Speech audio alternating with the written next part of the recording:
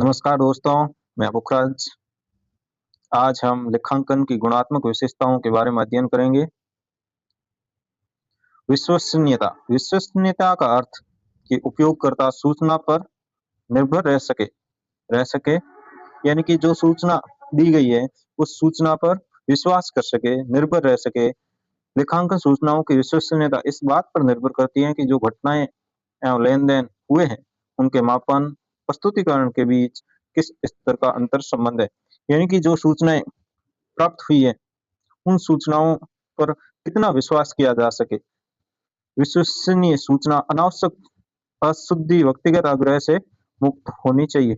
यानी कि सूचना जो प्रदान की गई, उसमें व्यक्तिगत आग्रह को शामिल नहीं किया जाना चाहिए और उसे विश्वसनीय रूप से दर्शाना और जो उससे अपेक्षित है। यथार्थ यानी जो सूचना वास्तव में है, उसी सूचना को प्रस्तुत किया जाना चाहिए। विश्वसनीयता को सुनिश्चित करने के लिए सूचना विश्वास के योग्य होनी चाहिए। यानी कि विश्वसनीयता प्राप्त करने के लिए सूचना पर विश्वास किया जा सके, जिसकी स्वतंत्र रूप से पक्षों द्वारा जांच की जा सके, मापन की समान विधियों का उपयोग कर रही है, जो निष्पक्ष एवं समर्पित हो। प्रासंगिकता। सूचना तभी प्रासंगिक होगी जबकि वो समय पर उपलब्ध हो, पूर्वानुमान लगाने एवं प्रत्युत्तर देने में सक्षम हो। यानी कि प्रासंगिक का मतलब संबंधित एक दूसरे से। सूचना की प्रासंगिकता के लिए इसे उपयोगकर्ता के निर्णय को निम्न द्वारा प्रभावित करना अनिवार्य है। यानी सूचना प्रासंगिक होने के लिए भूत, वर्तमान और भविष्य की घटनाओं के परिणामों का पूर्वानुमान लगाने एवं प्रत्युत्तर देने में सहायक हो। पिछले मूल्यांकन की पुष्टि एवं उसमें संशोधन करना। प्रासंगिकता का मतलब रिलेटिव इंग्लिश शब्द जो एक दूसरे से संबंधित हो। बोधगम्यता। बोधगम्यता से आशय कि जो लोग निर्णय लेते हैं, उन्हें लेखांकन सूचनाओं को उसी संदर्भ में समझना चाहिए जिस संदर्भ में तैयार किया गया है या प्रस्तुत किया गया। संदेश तभी संप्रेषित माना जाएगा जब वो जिस अर्थ में भेजी गई उसी अर्थ में समझा जाए। यानी कि बोधगम्यता का मतलब इंटेलिजेंस, समझने योग्य हो। जो सूचनाएं प्रस्तुत की जा रही है, उसको समझा जा सके। तुलनीयता।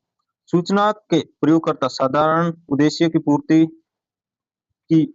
की प्रस्तुत व्यवसाय के वित्तीय प्रलेखों में प्रदर्शित विभिन्न आयामों की अन्य व्यावसायिक इकाइयों परस्पर तुलना कर सके।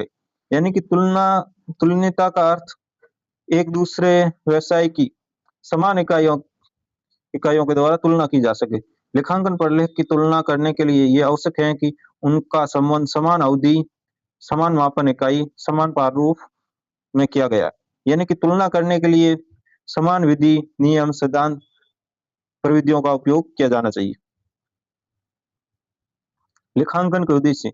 सूचना प्रणाली के रूप में लेखांकन का मूल उद्देश्य इसके बाह्य आंतरिक प्रयोग करने वाले दोनों समूहों को उपयोगी सूचना उपलब्ध करवाना। आवश्यक सूचना विशेष बाह्य प्रयोगकर्ताओं को वित्तीय विवरण जैसे लाभ हानि खाता, तुलना पत्र के रूप में प्रदान की जाती है। व्यावसायिक लेन-देनों का हिसाब रखना। लेखांकन का क्या उद्देश्य है कि व्यावसायिक जो लेन-देन हो रहे हैं, उन लेन-देनों को हिसाब रखना। यानी कि दिन प्रतिदिन जो लेन-देन हो रहे हैं, उन सब लेन-देनों को याद रखना संभव नहीं है। इसलिए इन लेन-देनों का लेखांकन किया जाता है। वित्तीय लेन-देनों के व्यवस्थित रूप से लेखा करने के लिए लेखांकन का कार्य किया जाता है। व्यवसाय में बहु प्रतिभावान अधिकारी प्रबंधक भी पूर्ण शुद्धता के साथ व्यवसाय के प्रतिदिन के विभिन्न लेन-देनों जैसे क्रय विक्रय भुगतान आदि को याद नहीं रख सकते हैं, तो इसलिए इनका लेखांकन किया जाता है। लाभ अथवा हानि की गणना करना। व्यवसाय करने का मुख्य उद्देश्य लाभ कमाना है, तो सही रूप से लेखांकन नहीं किया जाएगा तो लाभ या हानि की गणना नहीं की जा सकती। इसलिए व्यवसाय में लेन-देनों का व्यवस्थित रूप से लेखांकन किया जाना चाहिए। व्यवसाय के स्वामी निश्चित अवधि अवधि के व्यावसायिक क्रियाकलापों के शुद्ध परिणाम जानने के इच्छुक होते हैं। व्यवसाय में लाभ कमाया है अथवा हानि। यानी कि व्यवसाय के स्वामी है जो ये जानने के इच्छुक होते हैं कि व्यवसाय लाभ की ओर बढ़ रहा है या हानि की ओर। अतः लेखांकन का दूसरा उद्देश्य किसी लेखांकन अवधि के दौरान व्यवसाय के लाभ अथवा हानि का निर्धारण करना है, जिसका निर्धारण व्यवसाय की उस अवधि के आय या व्ययों के लेखा जोखों की सहायता से लाभ हानि खाता बनाकर की जाती है। यानी कि जिस अवधि में लेखांकन किया जा रहा है, उस अवधि की आय और व्ययों का लेखा जोखा करके लाभ हानि खाता बनाकर लाभ हानि की गणना की जाती है। वित्तीय स्थिति को प्रदर्शित करना। लेखांकन का मुख्य उद्देश्य प्रत्येक व्यवसायिक व्यवसाय में एक लेखांकन अवधि के अंत में परिसंपत्तियों एवं उसके विरुद्ध दावों देयताओं को सही लेखा जोखा करना करके एक विवरण तैयार करना, अर्थात वस्तु स्थिति विवरण तुलना पत्र बनाने में सहायता करना। उपयोगकर्ताओं को सूचना उपलब्ध करवाना।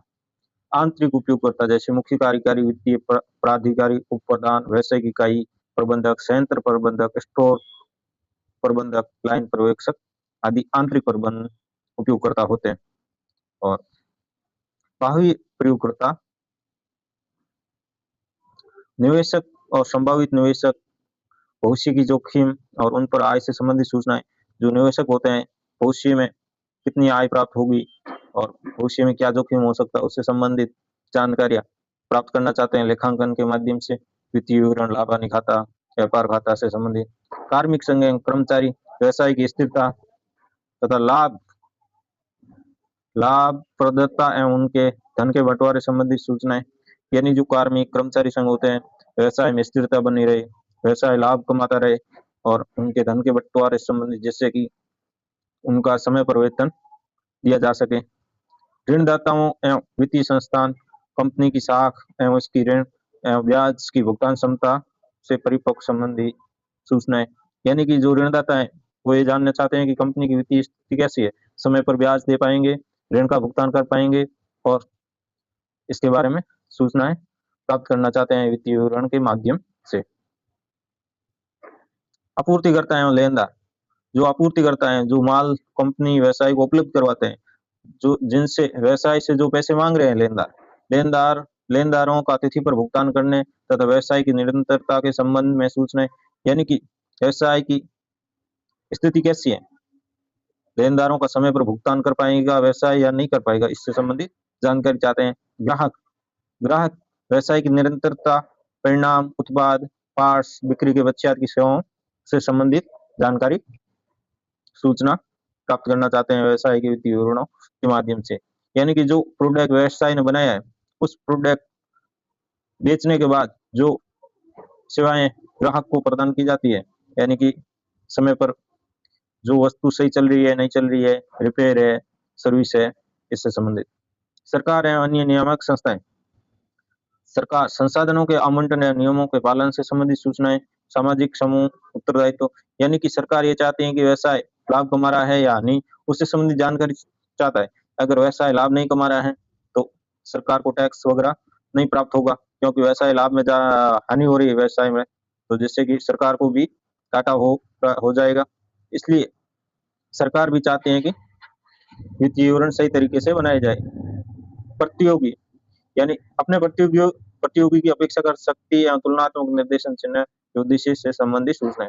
यानी व्यवसाय के जो प्रतियोगी है वो भी व्यवसाय से संबंधित सूचनाएं वित्तीय विवरणों के माध्यम से प्राप्त करते हैं, और उन वित्तीय विवरणों के माध्यम से वो अनुमान लगाते हैं कि जो व्यवसाय बढ़ रहा है, प्रतियोगियों को क्या करना पड़ेगा जिससे कि अपने व्यवसाय को आगे बढ़ा सके।